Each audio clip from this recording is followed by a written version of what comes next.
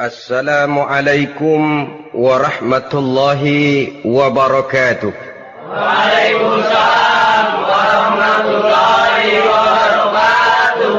Bismillahirrahmanirrahim. Alhamdulillahi rabbil alamin.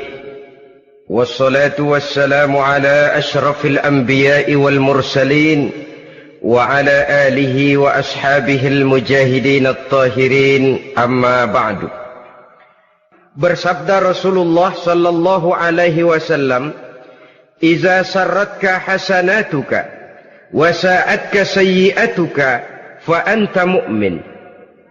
Apabila perbuatanmu yang baik menyebabkan engkau bahagia, apabila perbuatanmu yang baik menyebabkan engkau gembira, dan perbuatanmu yang jahat menyebabkan engkau jadi susah, itulah tanda bahwa di hatimu masih ada iman. Artinya, belum tentu orang yang berbuat baik merasa bahagia dengan kebaikan yang dikerjakannya. Dan tidak selamanya orang yang berbuat jahat sanggup menyesali perbuatan jahatnya.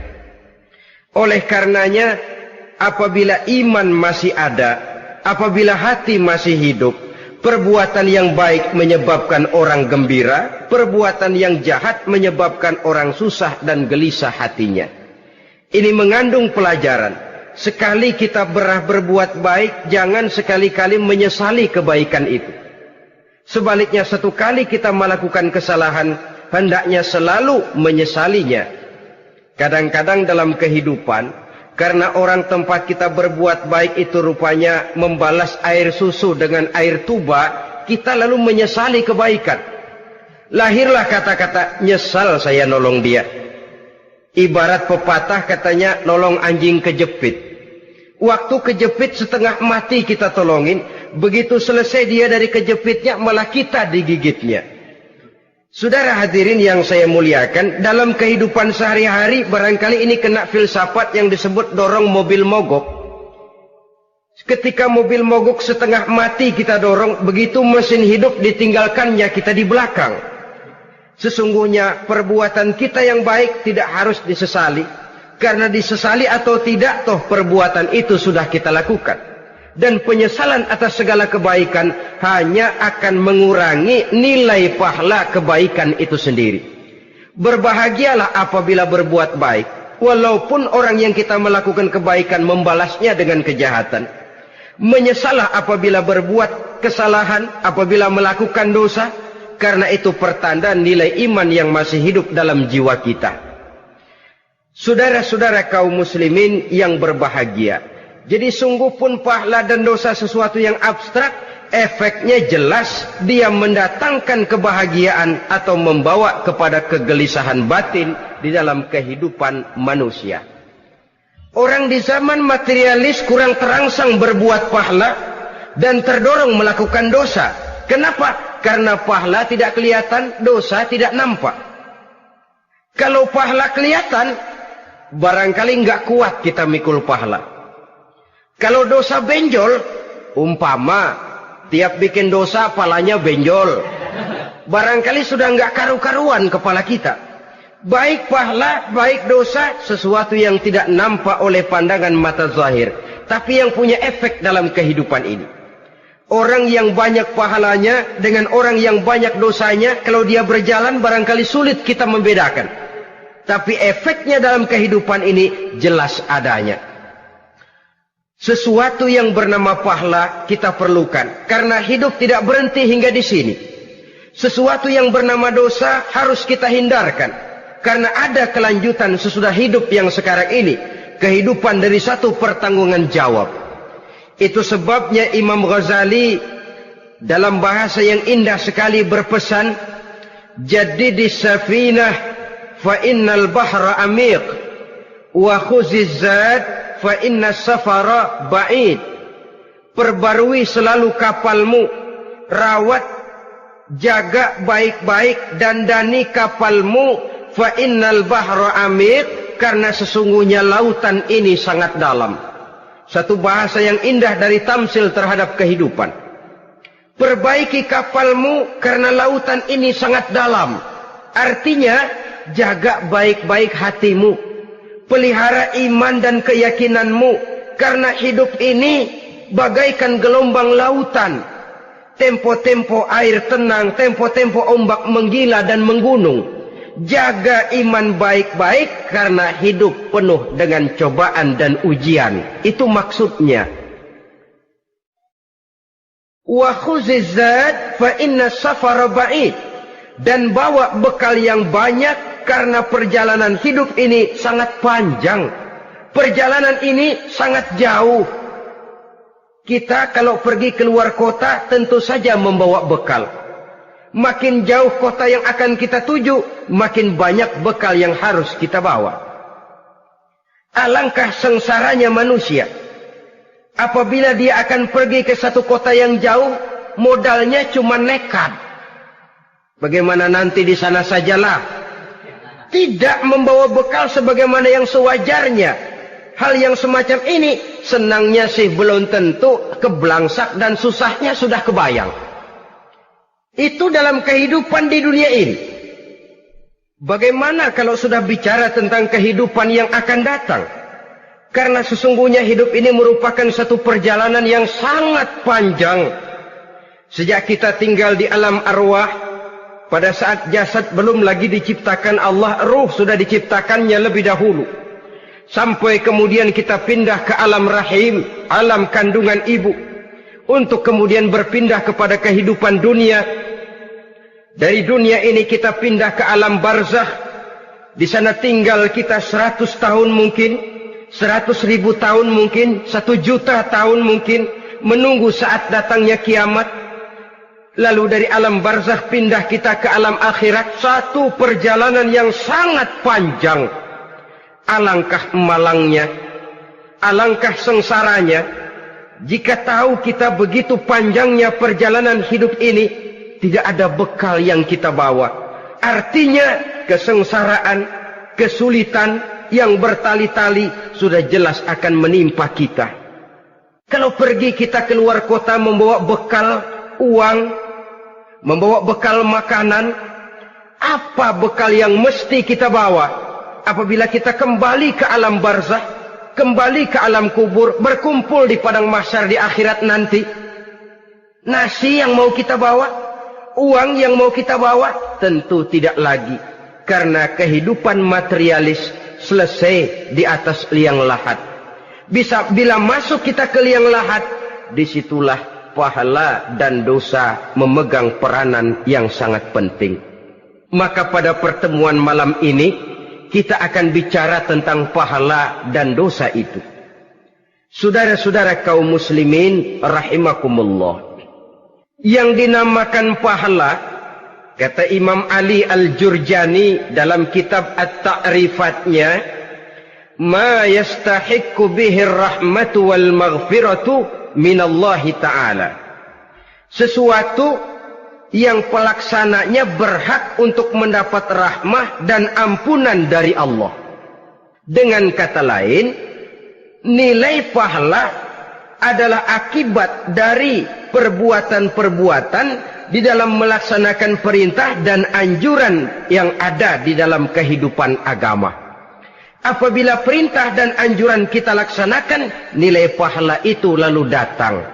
Nah, nilai pahala dalam Islam, menurut konsepsi Quran, Allah menjelaskan, man jaa bil hasanati falahu asyru amsalihha. Barang siapa yang datang membawa satu kebajikan, barang siapa yang melaksanakan satu kebaikan, maka dia akan mendapat balasan 10 kali dari kebaikan yang dikerjakannya. 10 kali ini pun masih dilipat gandakan dengan 7. 7 ini pun masih dikalikan 100. Dan itu pun masih ditambah dengan pernyataan, wallahu yudha'ifu liman yasha. Allah masih akan melipat gandakan perbuatan baik seseorang yang dikehendakinya. Itulah nikmatnya dalam Islam.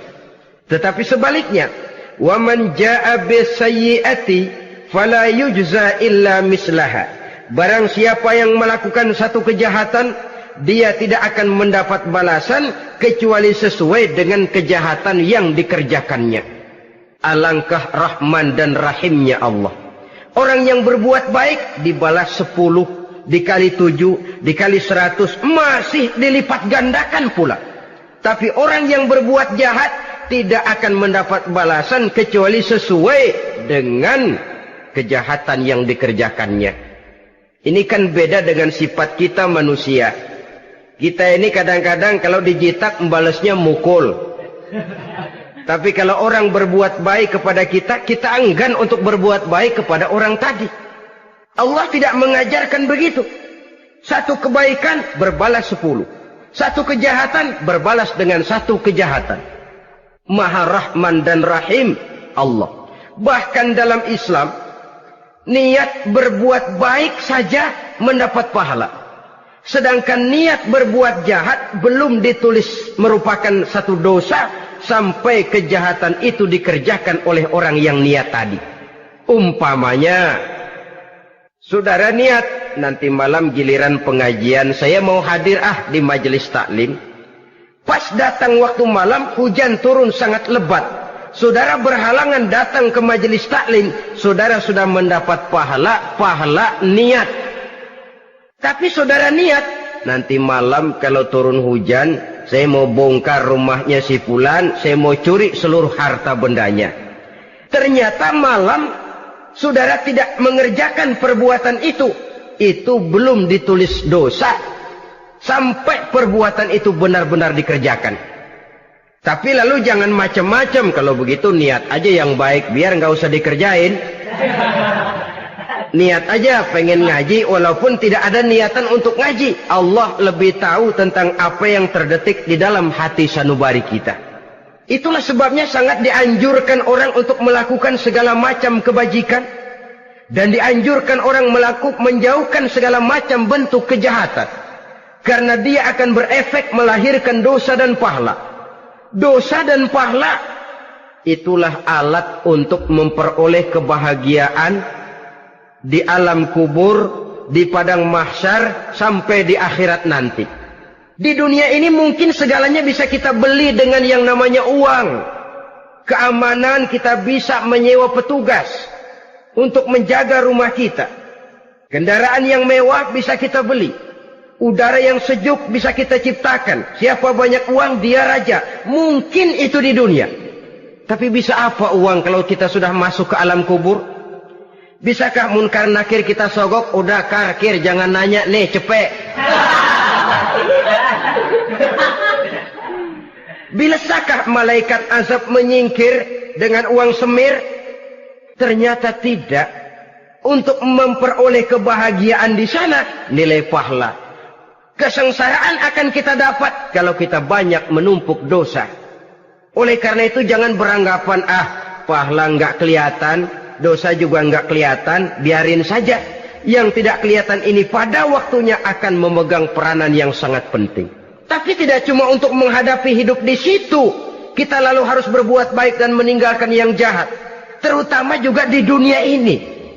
Toh pepatah bilang gajah mati meninggalkan gading. Harimau mati meninggalkan belang. Apa yang akan kita tinggalkan setelah kita mati? Kita ingin jasad kita boleh hancur terkubur tanah. Tapi nama kita ingin hidup terus. Dikenang orang 100, 1000, bahkan 1.000.000 tahun yang akan datang. Ditulis orang dengan tinta emas dalam sejarah. Tercatat kita sebagai orang baik-baik. Saudara-saudara kaum muslimin rahimakumullah. Lalu perbuatan apa yang bisa mendatangkan pahala itu? Saudara-saudara, semua perbuatan yang diperintah dan dianjurkan oleh Allah, yang dikerjakan dengan ikhlas hanya untuk mencapai ridho Allah, mendatangkan pahala. Kadang-kadang menurut pendapat kita remeh, tapi nilainya di sisi Allah besar. Itu pahala.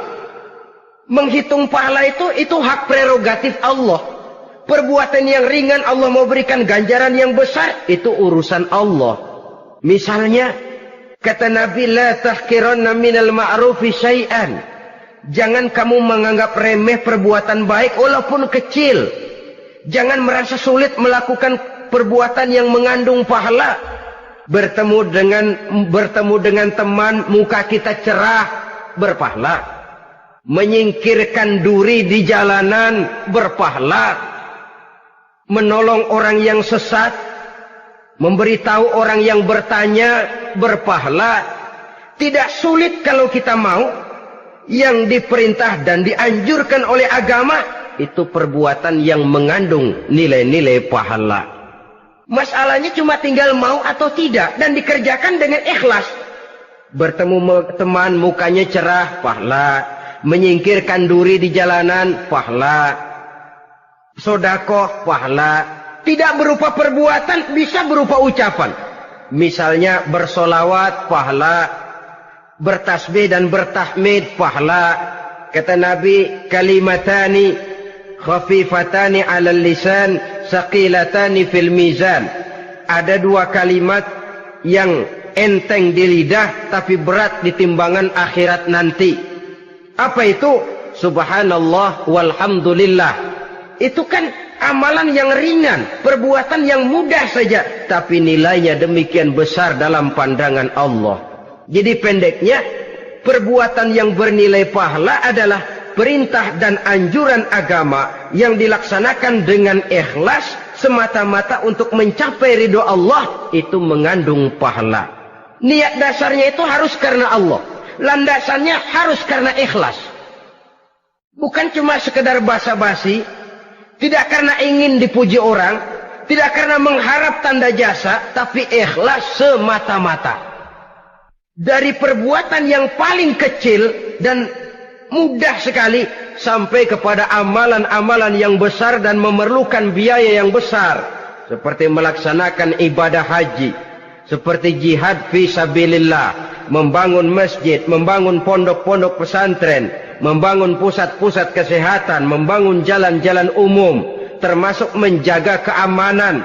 Jangan dikira loh, siskamling umpamanya, menjaga keamanan kampung tidak berpahala. Kalau diniatkan ibadah, menjaga ketenangan warga supaya mereka tekun ibadah, ikhlas karena Allah, itu juga bernilai ibadah.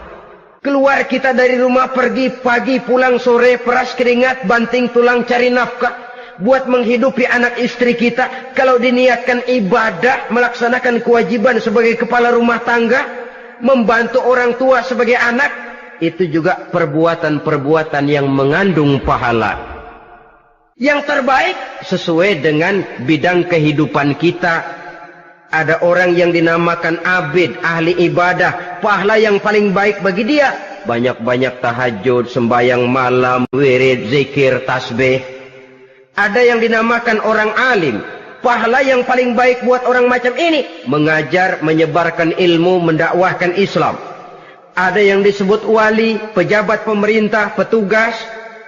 Amalan pahala yang paling baik buat orang semacam ini, melayani masyarakat, bekerja di bidangnya sesuai dengan profesinya. Saudara hadirin yang saya hormati, jadi dengan demikian, perbuatan-perbuatan yang mengandung nilai-nilai pahala ini bisa perbuatan yang menurut kita kecil namun punya nilai besar. Apalagi perbuatan besar dengan biaya yang besar, tentu makin besar juga pahala yang disediakan oleh Allah Subhanahu wa Ta'ala. Oleh karenanya, kalau kita bercermin dari ayat Quran, hidup ini kesempatan untuk berbuat baik. Huwallazi khalaqal mauta wal hayata liyabluwakum ayyukum ahsanu amala. Dialah Allah Tuhan yang telah memberikan hidup dan mati kepadamu untuk menguji kamu, siapa di antara kamu yang paling baik amal perbuatannya. Jadi tidak saya rinci, tapi cukuplah satu penjelasan global. Perbuatan yang berpahala adalah perbuatan melaksanakan perintah Allah atau anjuran Allah dengan dasar ikhlas, dengan tujuan untuk mencapai ridho Allah semata-mata. Lalu apa perbuatan yang mengakibatkan dosa itu? Saudara-saudara, dosa lahir akibat melakukan larangan Allah atau mengerjakan yang dicelaknya. Nah, para ulama ada yang membagi dosa itu menjadi dua bagian. Ada dosa-dosa kecil, ada dosa-dosa besar. Tetapi sebenarnya ditinjau dari segi hakikatnya, kalau sudah melakukan satu kesalahan yang mengakibatkan dosa, jangan dilihat besar dan kecilnya, tapi kepada siapa dosa itu kita kerjakan. Sebab kalau dosa kita anggap satu yang kecil, orang akan terangsang untuk mengerjakan yang kecil-kecil saja. Sehingga dengan demikian, yang kecil pun akan menjadi besar kalau ditumpuk-tumpuk. Sedangkan yang besar bisa saja menjadi kecil kalau selalu diiringi dengan permohonan ampun kepada Allah. Itu sebabnya para ulama sufi, orang-orang tasawuf mengatakan, la saghair ma'al istimrar, wala kabair ma'al istighfar. Tidak ada dosa yang kecil kalau dikerjakan terus-menerus. Dan tidak ada dosa yang besar kalau digempur tiap saat dengan perbuatan istighfar atau memohon ampun kepada Allah Subhanahu wa ta'ala.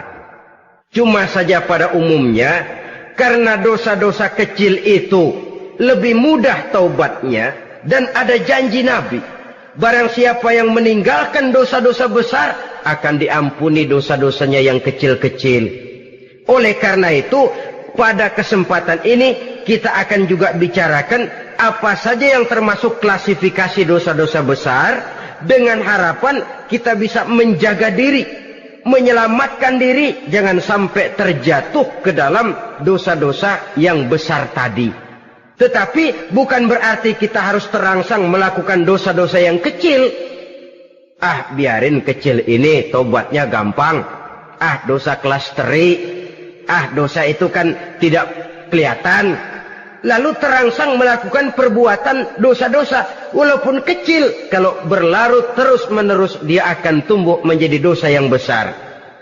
Oleh karenanya jangan sampai mengundang pengertian kalau kita membicarakan dosa-dosa yang besar lalu terangsang melakukan dosa-dosa yang kecil. Karena bagaimanapun juga dosa kecil dan dosa besar sama dalam arti kepada Allah kita melakukan kesalahan. Dan dosa yang kecil pun kalau bertumpuk, dia akan menjadi banyak. Saudara-saudara kaum muslimin rahimakumullah. Ada beberapa jenis dosa-dosa besar. Jenis yang pertama, asyirku billah. Syirik atau menyekutukan Allah. Dari sekian deretan dosa-dosa besar, syirik ini merupakan bapak moyangnya dosa. Dedengkotnya dosa itu syirik, menyekutukan Allah. Bahkan dosa yang lain Allah masih mau mengampuni, tapi kalau sudah syirik, menyekutukan Allah, itu sudah satu dosa yang tidak berampun sama sekali. Oleh karena itu tepat pesan Imam Ghazali tadi, jadi di safinah fa innal bahra amik. Jaga iman, pelihara akidah, dandani kapal. Karena hidup ini gelombang lautan sangat dalam, hidup banyak cobaan. Di dalam hidup di zaman sekarang ini, saudara bisa perhatikan, di mana tensi ekonomi tinggi, lapangan kerja sulit, persaingan hidup makin tajam, sifat egois dan individualis tumbuh di mana-mana, rasa solidaritas sosial menurun, sifat gotong royong musnah. Orang mudah potong kompas, potong jalan. Ingin cepat kaya, ingin cepat naik pangkat, ingin dapat kedudukan. Kadang-kadang akidah pun terjual, akidah pun musnah, jatuh ke jurang syirik pun tidak jadi soal. Itu yang kita khawatirkan. Kalau dosa-dosa yang lain Allah masih mau mengampuni, tapi kalau sudah jatuh kepada syirik, Allah sama sekali tidak akan memberikan ampun. Dalam kaitan dengan ini barangkali tepat sinyalemen Imam Ali itu. Andai kata kemiskinan merupakan satu kepribadian, saya akan membunuhnya lebih dahulu. Artinya memang kemiskinan ini sering mendorong orang kepada jurang kemusyrikan. Tidak tahan menghadapi godaan perut akibat tensi ekonomi yang tinggi, lapangan kerja yang sulit. Iman pun jadilah ditukar dengan 3 liter beras. Akidah pun jadilah dibarter dengan 3 bungkus supermi, dengan pakaian bekas, dengan obat-obatan. Tidak jadi soal baginya mengejar kebahagiaan yang relatif singkat dengan mengorbankan kebahagiaan yang abadi. Persis ibarat pepatah, nyari jarum kampak hilang. Mencari sesuatu yang kecil, yang besar jadi sia-sia. Membela perut, mengorbankan akidah. Na'udzubillah summa na'udzubillah. Saudara-saudara kaum muslimin rahimakumullah. Ini fakta. Ini kenyataan. Dan hal semacam ini tidak bisa diatasi cuma dengan ceramah, simposium, diskusi, seminar. Apalagi Nabi berpesan, solahu ummati bil ilmi wal mal. Umatku hanya bisa menjadi baik akidahnya dengan ilmu dan harta. Itu bahasa Nabi. Kalau bahasa kita sekarang, dengan ekonomi dan pendidikan. Ilmu, pendidikan, ekonomi, harta. Tanpa itu sangat besar kemungkinan kita bisa menjual akidah terjerumus di lembah kemusyrikan. Maka terutama kepada saudara-saudara saya, muslimin yang terpencil jauh dari kota-kota besar, yang kadang dalam kehidupan seharinya imannya sering digoda oleh supermi, akidahnya sering ditantang oleh pembagian beras, pakaian-pakaian bekas, obat-obatan dan sebagainya. Jaga dan bentengi akidah kita. Lebih baik nyawa berpisah dari badan, asal iman jangan berpisah dari hati.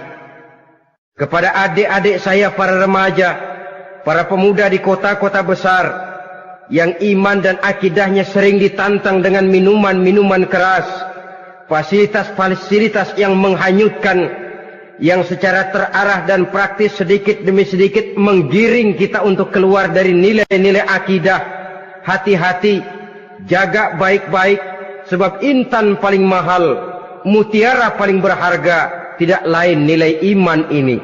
Tergelincir kita daripadanya, jatuh ke lembah kemusyrikan, jatuh ke satu dosa yang teramat besar, yang Allah tidak akan pernah memberikan ampun lagi. Ini dosa besar yang pertama. Yang kedua, qatlun nafsi illa bilhaq. Membunuh orang tanpa alasan yang benar. Di zaman kesulitan ekonomi kadang-kadang orang mudah nekat. Tengok saja. Kadang-kadang karena pasal uang 100-200 perak saja nyawa bisa melayang. Kadang-kadang karena urusan yang remeh, salah omong, salah ambil, salah ucap, salah pegang, nyawa bisa jadi melayang. Alangkah murahnya nyawa, seakan-akan kita yang punya. Padahal nyawa itu hak milik Allah. Tidak pantas kita merampasnya, tidak pantas kita menghilangkannya dari jasad seseorang. Oleh karenanya, membunuh orang merupakan satu dosa yang sangat besar. Jangankan kepada orang yang seakidah, orang yang lain akidah saja pun, kalau dia hidup berdamai, rukun, berdampingan, kita harus melindungi. Apatah lagi teman seakidah sendiri. Saudara-saudara kaum muslimin rahimakumullah. Pantas kalau Nabi menyatakan, apabila dua orang Islam sudah saling berkelahi, berbunuh-bunuhan, al-qatil wal maqtul finnar. Yang membunuh dan yang dibunuh, dua-duanya sama-sama masuk neraka. Sahabat heran, ya Rasul, kalau yang membunuh masuk neraka sih wajar, tapi yang terbunuh kok neraka juga, kenapa? Kata Rasul, sebenarnya dia juga cuma sudah niat untuk membunuh, cuma keduluan saja. Andai kata dia tidak terbunuh, tentu dia yang akan membunuh. Saudara-saudara kaum muslimin rahimakumullah. Islam sesuai dengan namanya adalah agama damai. Kita tidak boleh mencari-cari musuh. Walaupun tidak boleh lari kalau bertemu musuh. Oleh karenanya, pantang seorang muslim menimbulkan benih keonaran menjadi biang kerok buat lingkungannya. Sesuai dengan namanya, seorang muslim adalah seorang yang dalam hidup senantiasa berusaha menebarkan salam, menebarkan kedamaian, ketenangan dan ketentraman. Dengan prinsip musuh jangan dicari, bertemu pun jangan lari. Yang ketiga, termasuk dalam kelompok dosa besar ini, syurbul khamr, meminum minuman keras. Termasuk di dalam kata khamr ini ganja, morfin, narkotik.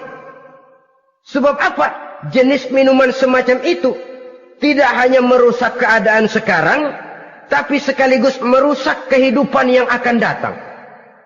Kalau itu jatuh di tangan generasi muda, artinya kan merusak kehidupan masa depan daripada suatu bangsa. Karena apa? Remaja dan pemuda merupakan bentuk miniatur daripada kehidupan bangsa. Akan bagaimana warna umat Islam di Indonesia. Bahkan akan bagaimana warna Indonesia 30, 40, 50 tahun yang akan datang. Remaja sekarang jawabannya. Kalau remaja kita sekarang ini kerjanya cuma bisa nyekek botol, insya Allah bangsa Indonesia 30-40 tahun yang akan datang akan tumbuh menjadi bangsa teler. Tidak banyak yang bisa kita harapkan. Remaja adalah gambaran masa depan dari satu bangsa, dari satu umat. Dan remaja itu di dalam dirinya secara fitrah terkumpul semua bakat, terdapat semua kemungkinan. Kita ini lahir membawa sifat pemimpin, tapi juga membawa sifat pengacau. Kita ini ada bakat jadi orang jujur, ada bakat jadi pengkhianat. Kita ini ada bakat menjadi orang baik-baik, kita juga punya bakat jadi biang kerok. Kita kemungkinan bisa jadi pemimpin bangsa, tapi juga bisa menjadi pemimpin bangsat. Nanti lingkungan dan pendidikan akan menumbuhkan, membentuk mana yang tumbuh lebih subur.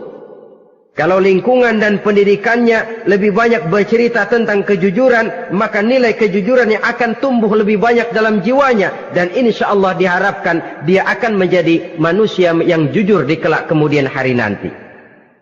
Dan masalah minuman keras ini sebenarnya berkait. Kita tidak bisa cuma menyalahkan remaja saja, menyalahkan pemuda saja, karena bagaimanapun masalahnya kompleks. Menghancurkan sesuatu tanpa melihat kausalnya, tanpa melihat sebab akibatnya, kan sama juga bohong. Kemungkinan karena broken home, kemungkinan karena pergaulan, kemungkinan karena kurang perhatian orang tua, kemungkinan karena akibat bacaan, tontonan, atau fasilitas berupa dibukanya pabrik-pabrik minuman keras, dijualnya minuman-minuman keras, di warung-warung yang remang-remang, yang memberikan kenikmatan, kebahagiaan, dan kebanggaan tersendiri, sehingga akhirnya orang terangsang untuk datang dan minum di sana. Pada dasarnya memang sepele, cuman minum, nggak ngerugiin orang lain kan? Iya, pada waktu minum. Tapi dikala sudah mabuk, out of control, apapun bisa kita lakukan. Yang kita ucapkan kita tidak sadari lagi, yang kita kerjakan tidak kita sadari lagi. Dikala itu segala macam kejahatan bukan sesuatu yang tidak mungkin untuk kita laksanakan. Nggak ngerugiin orang lain, memang pada saat mau minum. Tapi begitu minum, mabuk, kita bisa merugikan orang lain. Setidaknya merugikan diri sendiri. Pertumbuhan IQ menjadi lemah, semangat kehidupan hilang, gairah kerja menurun, kalau tidak ada sama sekali. Lalu apa yang bisa kita lakukan di dalam kehidupan? Dan akan lebih celaka kalau ini menimpa kehidupan generasi muda kita. Kadang-kadang yang ironi ya, kalau yang orang tuanya mampu barangkali masih tertolong, tapi yang orang tuanya kondisi ekonomi lemah masih kepengen teler juga. Orang tuanya nggak mampu masih pengen mabuk. Dari ganja, morfin nggak dapat, akhirnya kaleng cat diisepin. Yang penting kan bisa teler, mendatangkan satu kebahagiaan tersendiri. Itu sebabnya memang satu kejahatan menurut teori polisi ya hanya bisa terjadi karena faktor N dan K, niat dan kesempatan. Niat ada, kesempatan ada, jadi orang jahat. Kurang salah satunya, biasanya kejahatan terbendung. Niat ada, kesempatan tidak ada, sulit berbuat jahat. Kesempatan ada, niat tidak ada, tidak mungkin orang jahat. Tapi yang paling dominan sebenarnya niat. Kalau niat sudah kuat, kesempatan bisa dicari. Kesempatan bisa diciptakan. Biar Hansip nongkrong, ditungguin lengahnya. Iya biarin. Jam 11 sampai jam 2. Matanya melotot. Jam 3 dia mulai ngulet, ngempet. Nah, di saat itu saya masuk ke rumahnya. Kalau niat kuat, kesempatan bisa diciptakan. Dan kalau sudah niat, ini masalah hati. Kalau sudah masalah hati, menyangkut soal moral. Moral artinya sudah masuk kepada kehidupan agama. Saudara-saudara kaum muslimin rahimakumullah. Yang keempat yang termasuk jenis dosa besar, az-zina, perbuatan zina. Di zaman pergaulan bebas dengan prinsip free love, free sex ini, tengok sudah berapa banyak gadis-gadis bergelimpangan jadi korban. Berapa banyak bayi-bayi yang lahir ke dunia tanpa tahu kemana dia mesti memanggil bapak. Apakah deretan jumlah korban ini masih harus bertambah lagi? Paling tidak, biarlah yang sudah jadi korban, tapi jangan bertambah lagi hendaknya. Masing-masing kita berupaya menahan diri. Termasuk dalam kategori zina ini, yang merupakan cabang-cabangnya, liwat, homoseks, lesbian, masturbasi. Bahkan masturbasi itu termasuk jenis zina tangan. Dan itu juga merupakan satu dosa. Di samping dosa juga merusak diri. Karena bagaimanapun juga dia akan mengurangi kemampuan daya pikir seseorang. Maka agama memberikan jalan keluar. Pesan Nabi, ya ma'syara syabab, man istata'a minkumul ba'at falyatazawwaj. Hai para pemuda, kata Nabi, barang siapa di antara kamu yang sudah bisa ba'at, yang sudah mampu ba'at. Ba'at itu artinya memberikan nafkah. Baik nafkah zahir maupun nafkah batin, falyatazawwaj, maka hendaklah dia kawin. Jadi yang maksud ba'at ini ya nafkah zahir, ya nafkah batin. Kita kadang-kadang cuma bisa ngasih nafkah batin saja sudah merasa pokoknya kan saya sanggup untuk kawin, lalu kawin tanpa dengan kehilangan pertimbangan.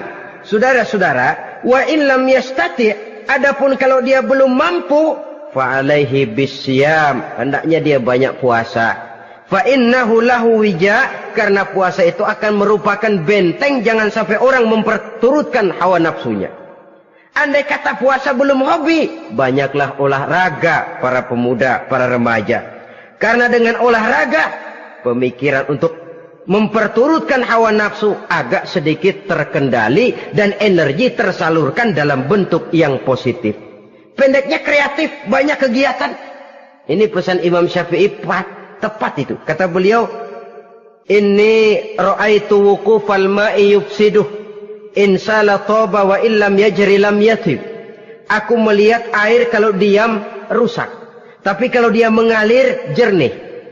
Air kalau ngendap nggak ngalir, nyamuk nyarang di situ, bisa jadi sumber penyakit. Manusia hidup begitu. Kalau nggak punya kegiatan, nggak kreatif, kerjanya cuma delohom, ayam-ayam, akhirnya jadi ngerusak. Ngomongin orang, Jano ngapa? Ano. Kebangetan nggak ngapa-ngapain, orang aja dipontenin. Orang diomongin, lahirlah namimah, lahirlah ghibah. Saudara-saudara, air itu kalau ngendap ada aja yang nyarang. Tapi kalau dia ngalir, orang ada kesibukan, insya Allah dia tidak akan jatuh kepada sesuatu yang bisa mengundang dosa. Isilah waktu dengan hal-hal yang bermanfaat. Karena hidup ini singkat dan tidak berjalan mundur ke belakang. Mundur hancur, berhenti diinjak orang. Sekali melangkah, jangan surut mundur ke belakang. Homoseks. Terlepas dari penyakit kejiwaan. Sekarang ini kan sudah ada persatuan kaum gay katanya. Meminta perlakuan yang sama dan agar dibolehkan kawin sesama mereka. Secara manusiawi boleh. Secara manusiawi kita hargai mereka. Tapi dari kacamata agama ini jelas merupakan penyimpangan. Dan penyimpangan merupakan suatu dosa. Terlepas dari pertimbangan manusiawi. Jangan karena terlalu memperturutkan suara manusiawi, lalu kita mengesampingkan agama. Termasuk lesbian, wadon karo wadon. Kalau homo itu kan lanang karo lanang katanya. Saudara-saudara kaum muslimin rahimakumullah. Ini bukan penyakit baru. Liwat, homoseks sudah dikenal dari zamannya Nabi Lut. Laki dengan laki. Lesbian dari zaman istrinya Nabi Lut.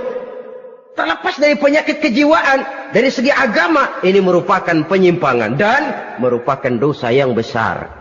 Yang kelima, yang termasuk jajaran dosa kelas kakap, qazful mu'minina wal mu'minat, menuduh orang mukmin yang baik-baik, laki atau perempuan, melakukan perbuatan zina sehingga hancur namanya di masyarakat.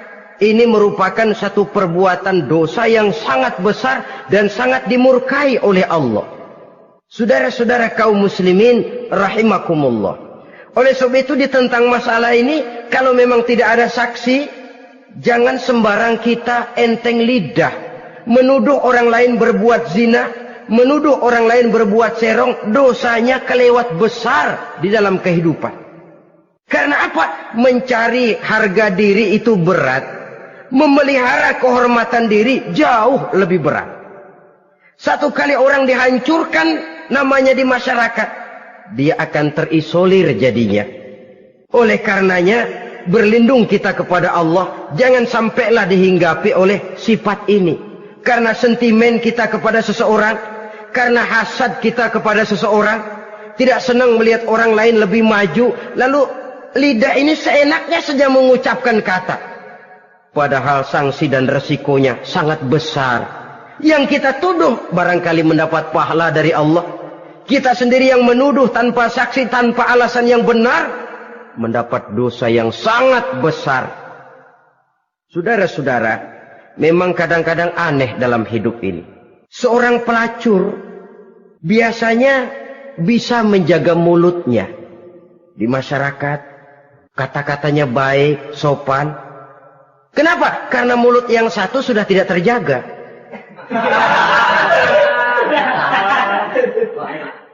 Kita kadang-kadang kehormatan bisa kita jaga, tapi mulut tidak terkontrol. Ngomong saenake dhewe, bikin orang mangkel, kesal, fitnah sana, fitnah sini, menghancurkan nama baik orang, ngomongin yang macam-macam. Bagai-bagai macamlah caranya. Saudara-saudara kaum muslimin yang berbahagia. Jadi dengan demikian, menuduh orang lain berbuat zina, sedangkan orang itu tidak pernah melakukannya, ini termasuk satu dosa yang sangat besar di dalam kehidupan ini. Yang keenam, al-'aqu bil walidain, durhaka kepada ibu bapak. Seorang anak, bagaimanapun banyak nilai ibadahnya, banyak kebaikan di masyarakat, menyandang berbagai macam gelar, pangkat dan jabatannya tinggi, tapi kalau sudah durhaka kepada kedua orang tuanya, alamat hidup tidak lagi membawa keberkahan. Dan itu dosa yang sangat besar. Sampai Nabi sabdakan, ridho Allah ada di dalam keridhaan ibu bapak. Murka Allah pun ada di dalam kemurkaan ibu dan bapak. Walaupun belum tentu setiap kita orang tua, tapi yang jelas setiap kita adalah anak. Dan setiap anak punya ibu dan bapak.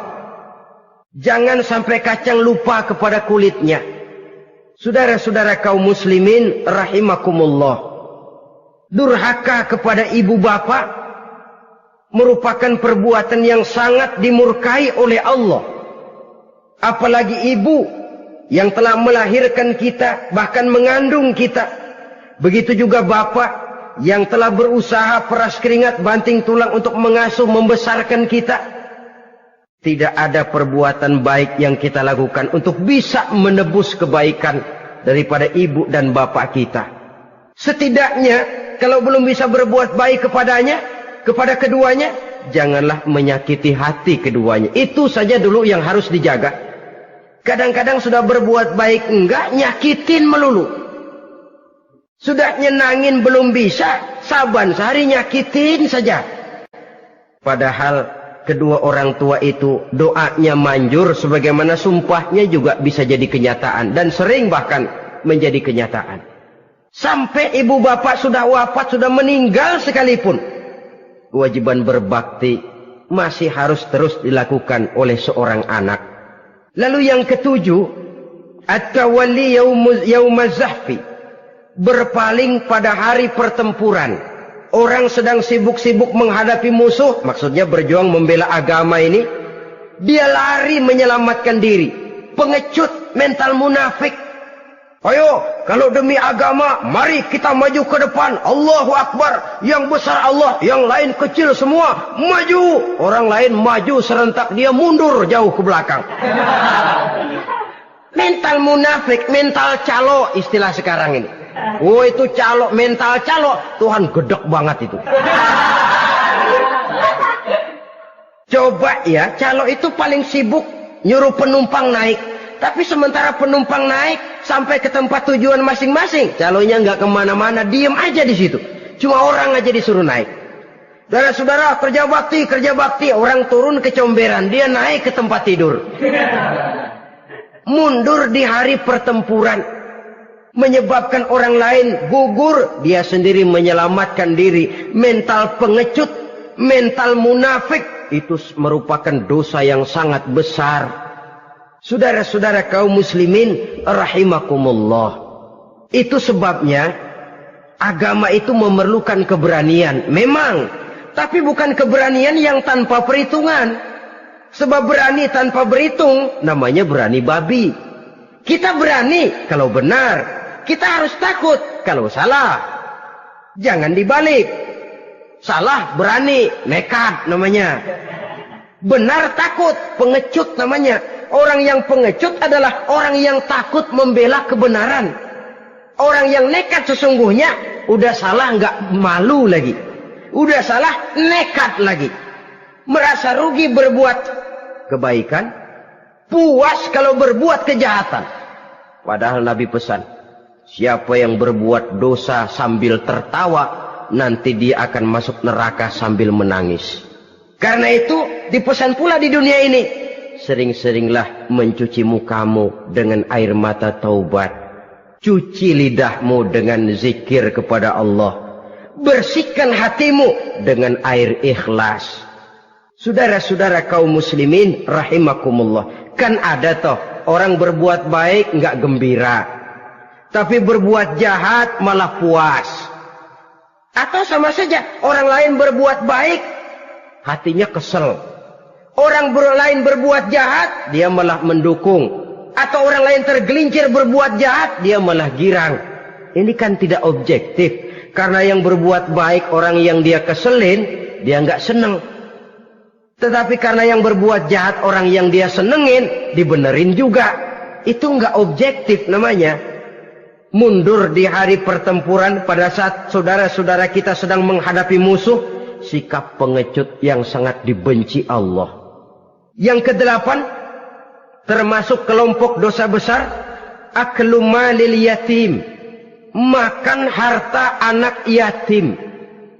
Kadang-kadang ada orang mengeksploitir loh nasib anak-anak yatim. Karena biasanya para dermawan peka kalau mendengar nasib yatim, memberikan santunan. Si yatim belum makan, yang ngurusin udah pada kenyang. Mengeksploitir, memakan harta anak yatim termasuk dosa yang sangat besar. Sehingga Nabi pesan, ana wa kafilul yatim kahataini yaumal qiyamah. Aku dan orang yang menyantuni anak yatim seperti dua jari ini di hari kiamat. Rumah yang paling dimuliakan Allah adalah rumah yang di dalamnya ada anak yatim yang hidupnya dihormati, hidupnya disantuni, keperluannya dicukupi. Maaf saja, tahap kita menyantuni anak yatim ini baru tahap setahun sekali. Kalau Muharram kita agungkanlah, kita besarkan. Lebaran yatim katanya. Kita kumpulkan dana, kita usap kepala yatim, kita kumpulkan beras. Kita bagikan hari itu. Perkara bulan depan kelaparan, kita tutup kuping. Perkara bulan berikutnya dia kelaparan, kita masa bodoh. Bahwa di bulan Muharram kita santuni yatim piatu itu sudah baik. Tapi akan lebih baik lagi kalau kita sanggup menjadi bapak asuh mereka, memikirkan sekolah mereka, ada kontinuitas. Kalau mereka diasuh oleh orang lain, lalu bertukar agamanya, berpindah akidahnya, kita ngomel habis-habisan. Tapi kita ada kemampuan, kita tidak mau berbuat semacam itu. Ya sama juga bohong namanya. Saudara-saudara kaum muslimin rahimakumullah. Orang yang menyantuni yatim mendapat pahala besar. Tapi orang yang mengkorup harta anak yatim, dosanya juga sangat besar. Berhati-hatilah kalau kita diberikan kepercayaan oleh masyarakat untuk mengurus anak-anak yatim. Karena pahalanya besar, resikonya juga besar. Yang kesembilan, syahadatuz zur, sumpah palsu. Sebab sumpah palsu ini menggunakan nama Allah untuk sesuatu yang tidak benar. Nama kita saja dibawa untuk yang tidak benar, kita jengkel. Nama kita dipalsukan untuk sesuatu yang tidak baik, kita kadang-kadang jengkel. Tidak puas jengkel, menuntut melalui saluran hukum. Kenapa? Nama saya dicatut. Bagaimana lagi kalau nama Allah kita pakai untuk bersumpah, sumpahnya palsu, menguntungkan kita, merugikan orang lain, Allah murka betul. Maka sumpah palsu termasuk deretan dosa-dosa besar. Apalagi yang ke-10, aklur riba, makan riba alias renten. Ini kan yang cepat mendatangkan uang. Kadang-kadang kalau yang bikin riba itu orang awam barangkali, ya masih kita maklumi. Kadang-kadang penyakit ini datang menimpa mereka juga yang kita kenal kebaikannya. Bahkan suka datang ke musola, rajin ke masjid kadang-kadang. Riba masih dimakannya. Karena ini cara cari duit paling enak. Duit utuh, tambahnya terus masuk. Na'udzubillah summa na'udzubillah. Itu yang diibaratkan dalam perjalanan Mi'raj. Waktu Nabi diperlihatkan neraka. Orang perutnya sebesar rumah, dililit ular. Diseret-seret itu hancur perutnya. Dibulatkan lagi, diseret lagi, hancur lagi. Dibulatkan lagi, terus menerus begitu. Dia berteriak, mengerang, mengeluh, mengaduh kesakitan. Nabi tanya, itu apa Jibril? Itu contoh dari umatmu yang suka makan riba Muhammad. Makan renten. Saudara-saudara, ini kan mencekik leher orang. Orang sedang kesulitan. Kelihatannya sih baik, menolong. Tapi di belakang menolong itu nyekek. Di belakang nolong itu nyekek. Dan nyekek itu sebenarnya tujuan utamanya. Orang yang menjalankan riba pada dasarnya tidak punya perikman kemanusiaan kok. Kalau dia kelihatannya mau menolong, kelihatannya motifnya mencari untung di belakang itu. Jauh dari kemanusiaan. Yang ke-11, saudara-saudara, termasuk jajaran dosa besar itu, qat'ur rahim, memutuskan silaturahmi. Marah, hobi sama marah. Kalau 3 hari nggak marahan sama orang, ngebet palanya. Selalu nyari gara-gara. Kalau udah marah berlaku perpanjangan waktu. Tahun, 2 tahun, kadang-kadang seumur hidup. Saudara hadirin yang saya muliakan. Apalagi mengurangi timbangan termasuk kelas dosa besar. Makan suap termasuk dosa besar. Semir menyemir dosa besar. Apalagi bunuh diri. Nah ini, bunuh diri dosa besar.